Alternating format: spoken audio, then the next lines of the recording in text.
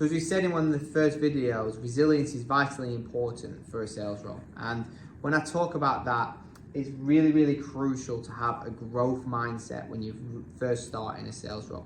So I'm going to go through a bit around what having a growth mindset is about. And it's something that I try to build my career on, as every role I've always been in, I've wanted to grow onto the next role. So I've never been happy in the role that I was in. And I think having a growth mindset has enabled me to grow quickly through my different roles in my career, because I've always wanted to learn and always wanted to do better. So first point I would say is keep trying.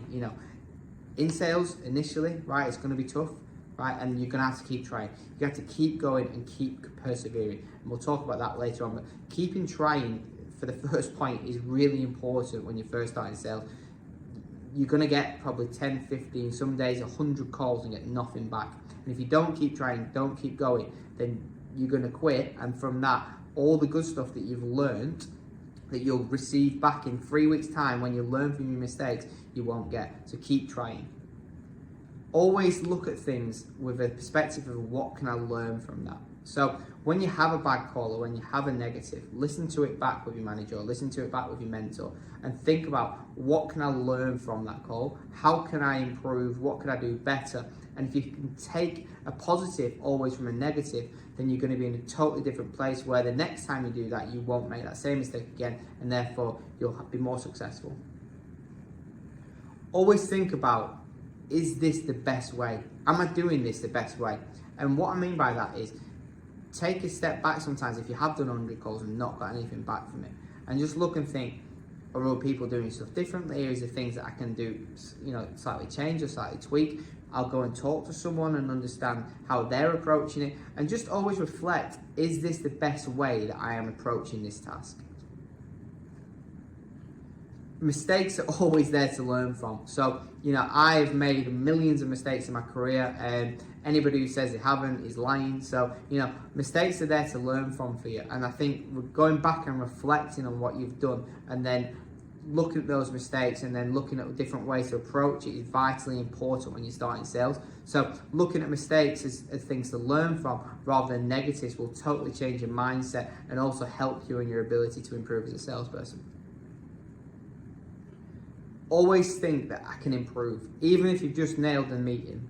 Even if you've just nailed your first client, or you've gone away and booked your first meeting, always look back and reflect on that call and look at things that you could do differently that will help you improve. Now, I'm not saying you shouldn't celebrate the wins, because you should. If you pick up a meeting in your first couple of weeks, trust me, it's an amazing experience. For me, it feels like scoring a goal at football. Like, I would celebrate like that. I've seen people jump up in the office, cheering and stuff. It's an amazing feeling. But what you should always do is also look back at that call and reflect on it and look at what you can improve on, because you will have made mistakes in that, and in future there may be meetings that you wouldn't close because you didn't improve on those mistakes. So when you do well, also look back and reflect on, what could I have done better to make it even more perfect. So next thing is persevere. So I think I mentioned it really at the start, and I put it back in there again because it's so vitally important in sales that perseverance is key.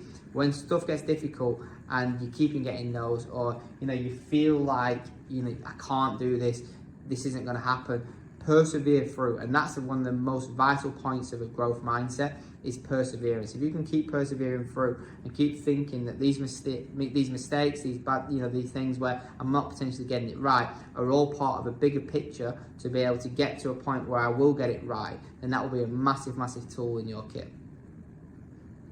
Another one which a lot of young salespeople struggle with sometimes is accepting criticism. Sometimes, you may get a sales manager, a sales leader, team leader, something like that, or a head of sales coming in and giving you some criticism, giving you some advice. They're not doing it because they don't like you. They're not doing it because they want to be nasty. They're doing it because they're trying to grow and trying to pass on their information to you so that you get better. Sometimes being able to accept criticism is a crucial part of growth mindset. I remember early on in my career, I wasn't that good at this, and I used to kind of challenge and push back at people.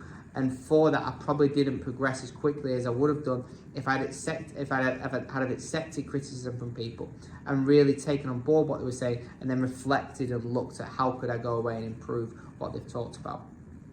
And finally, embrace challenges. You know, when people put challenges in front of you, and that might be your new activity minutes, your new KPIs, your targets, your first targets that you get, they may seem daunting, but just go and embrace them. Embrace those challenges, go full forward for them, utilize your growth mindset in terms of all of this stuff we've just talked about, and I promise you now, you'll be successful.